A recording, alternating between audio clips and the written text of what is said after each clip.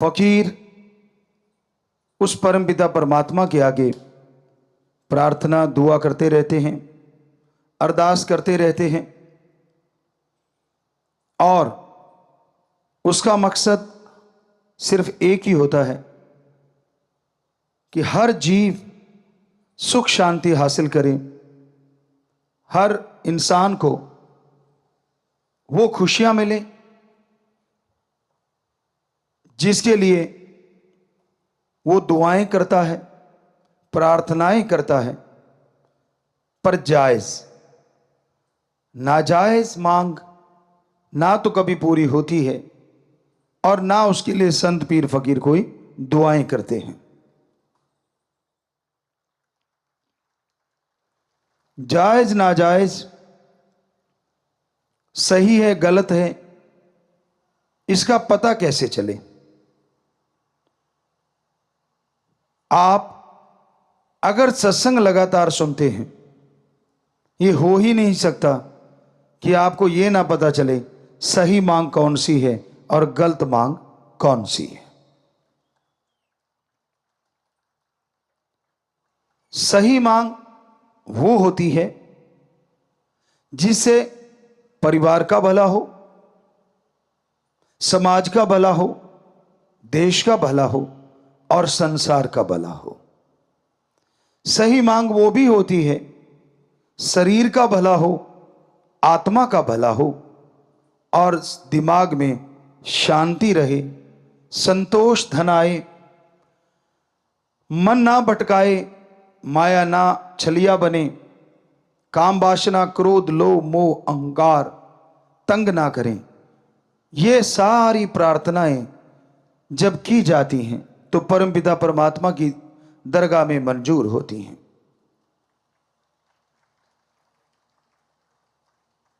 इसके अलावा आदमी तो बहुत कुछ मांगता है, मुझे ये दे दो, मुझे वो दे दो, पर सूफियत में सच्चा भक्त मानता है, हे मेरे परमपिता परमात्मा, मुझे वो देना जो तेरे दर के करीब करे, कभी दूर ना करे।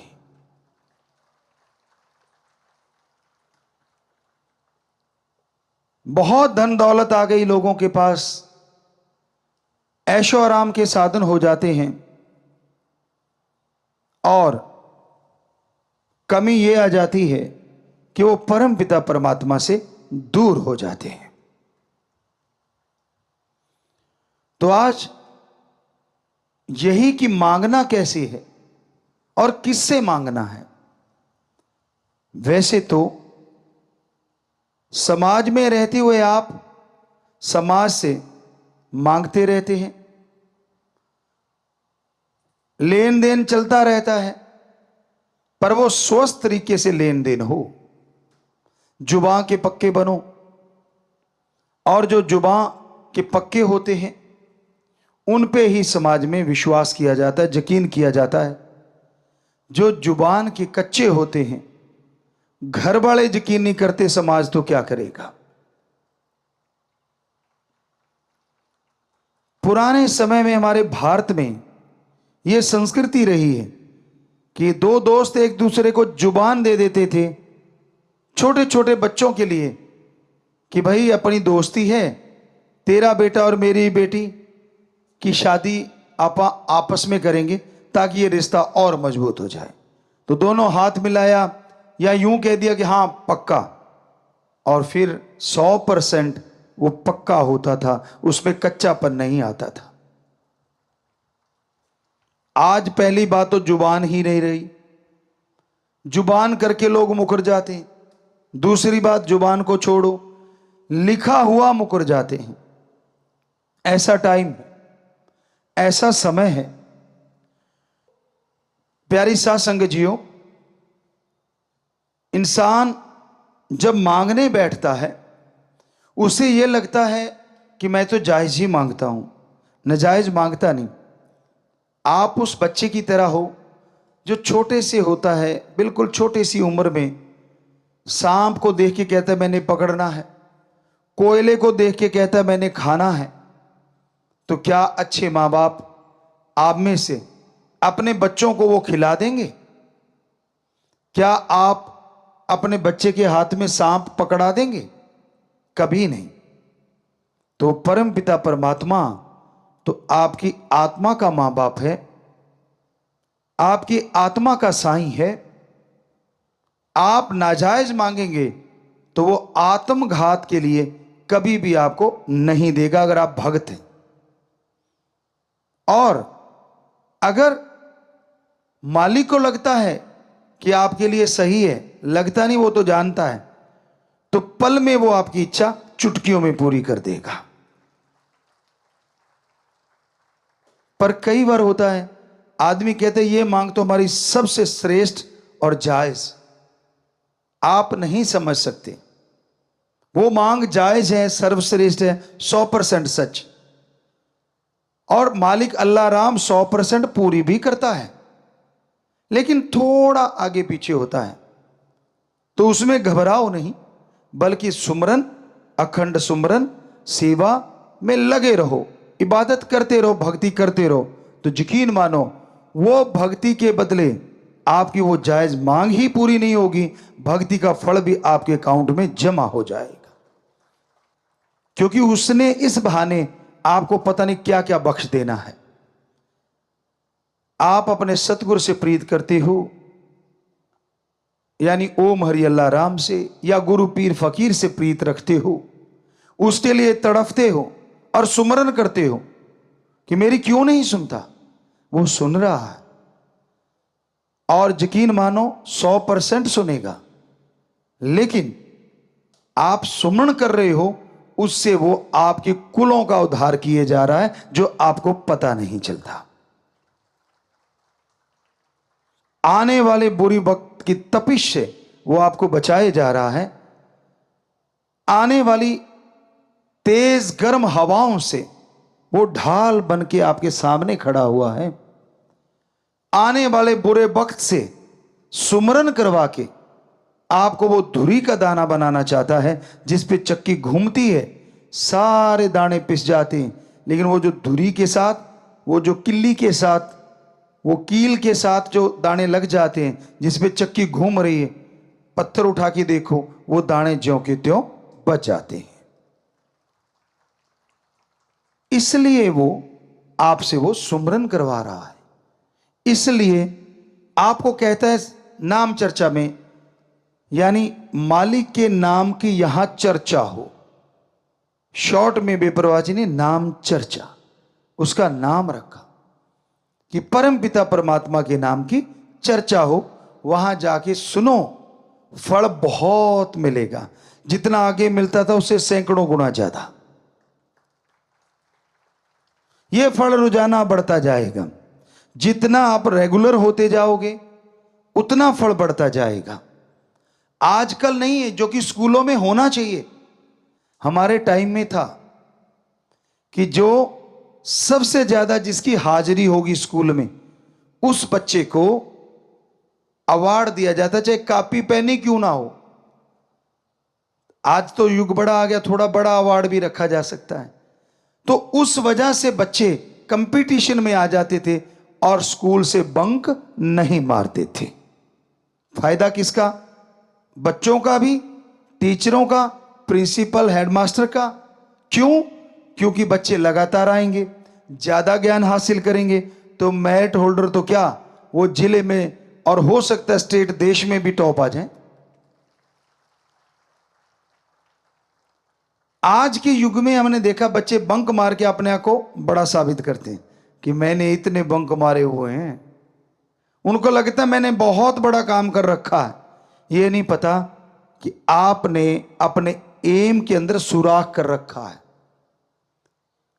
बचपन में एम होता है कुछ बनना, और जब जवानी आती है तब तक बन जाना, और जब अधेड़ अवस्था आती है तब तक बन के सारी खुशियां हासिल करना। लेकिन आज के दौर में ये चीजें नहीं है। तो हमारे वहां बच्चों के एक तरह का गुरुकुल ही है वो, और मां बाप आते थे तो सिखाया जाता था कि जब वो मां बाप का दिन आए बात बाद में करना, पहले अपने माँ बाप के पांव छूने हैं झुक के। ये इसके पीछे बहुत बड़ी साइंस है, बहुत बड़ी विज्ञान है। आप झुकते हैं तो वो जो पांव को छूना और एक सिर पे हाथ का आना, इसके अंदर बहुत बड़ी साइंस छुपी हुई है। झुकना सिखाता है कि धर्म कहते हैं कि दीनता, नम्रता। आपकी ईगो फिर हार्ट नहीं होगी अगर आप आज झुकना सीख जाते हैं। जो झुकना नहीं सीखते वो टूट जाया करते हैं। ऐसे तिनके को मरोड़ो। कुछ तिनके ऐसे होते हैं जो लचीले होते हैं, ऐसे ऐसे करते रहो, टूटते नहीं। उसी के वजह से दूसरे तिनके को ऐसे करते तड़ाक टूट जाता है। तो जिंदगी में आने वाला समय पता नहीं कैसा है, ये तो राम जाने। अगर वो मां बाप के सामने झुक गए तो हो सकता है लाइफ में मालिक ना करे ऐसा टाइम आए कि आपको झुकना पड़ जाए, तो तकलीफ नहीं होगी क्योंकि आप झुकना जानते हैं। और मां बाप का आशीर्वाद वो डुप्लीकेट नहीं होता, दुआएं लेके आता है, पॉजिटिव रेज लेके आता है कि बेटा सुखी रहे। यूं सिर पे हाथ रखते ही वो उनकी पॉजिटिव एनर्जी आपके अंदर प्रवेश कर जाती है। तो इसलिए हमने अपने बच्चे जो स्कूल में पढ़ते हैं उनको सिखाया था, हॉस्टल में खास करके जो बच्चे रहते हैं, कि बेटा जब पेरेंट्स डे हो आप जाओ, सबसे पहले माँ बाप के पांव छुओ और फिर पूछो कि पापा माँ सेहत कैसी है। और इससे कुछ जाता नहीं। यकीन मानो अगर आप झुक नहीं रहे तो ईगो अड़ रही है कि हमारे तो विचार ही नहीं मिलते, हम तो ऐसे कैसे झुक जाएं। विचार अपनी जगह, थॉट्स अपनी जगह, पर ये लेना देना अपनी जगह। आप सत्कार देते हो, बदले में पॉजिटिव एनर्जी ले लेते हो। बताओ फायदा किसको। ना चाहते हुए बुजुर्गों को हाथ रखना पड़ता है, पर कई बुजुर्ग होते हैं पीठ घुमा लेते हैं कितने के दिन। वो जट्टू इंजीनियर वाला काम तो होने से रहा, जो आपने देखा था कि वो पीछे पड़ गए थे क्योंकि उन्होंने तो अचानक पैर पकड़ के खींच लिए थे। खींचने नहीं, टच करने होते हैं। तो वो तरीका, अब साइंस भी इस चीज को मानने लगी। जब आप सुमरन करते हो, आपको नहीं मालूम, लेकिन बहुत पहले भी हमने सुनाया था, कुछ देशों के साइंटिस्टों ने इस पे रिसर्च किया और ये बताया कि जो लोग सुमरन करते हैं उनको एक जगह बिठाया और जो नहीं करते उनको अलग, तो बड़े परिवर्तन मिले। सुमरन कर रहे बड़े शांत रहते हैं जो सुमरन कर रहे थे, जो नहीं कर रहे थे वो बात बात पे टेंशन ले रहे थे, चिंता कर रहे थे। सुमरन कर रहे थे वो जिंदगी जीने के ढंग सीख रहे थे, और सुमरन नहीं करते थे वो टेंशन लेके सुसाइड की तरफ जा रहे थे। फिर उन्होंने उनका रिसर्च बंद कर दिया, अब सुमरन वालों पे फोकस कर दिया कि ऐसा क्यों है। सेंसर लगाए गए, कंप्यूटर से जो भी सिस्टम थे सारे लगाए गए, और ये बहुत पहले की बात है, सर्च करने पे शायद मिल जाए, लेकिन हमने कहीं पढ़ी थी।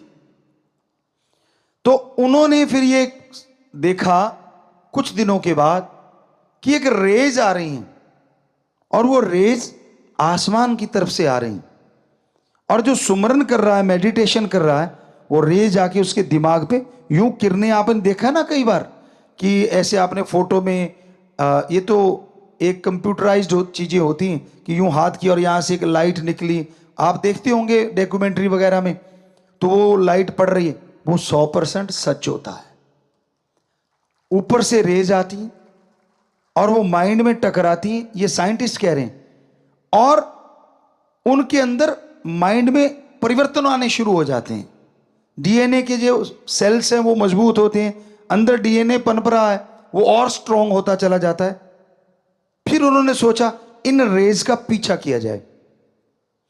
जब उन्होंने उस रेज का पीछा किया तो एक हद के बाद पता नहीं चला वो रेज आ कहां से रही, क्योंकि इनकी जो साइंस की जो दायरा है वो ब्रह्मांड के अंदर तक का है, और वो ब्रह्मांड से पार से आती हैं रेज। किससे आती हैं? ओम, एक ओंकार, अल्लाह, गॉड, सुप्रीम पावर से आती हैं।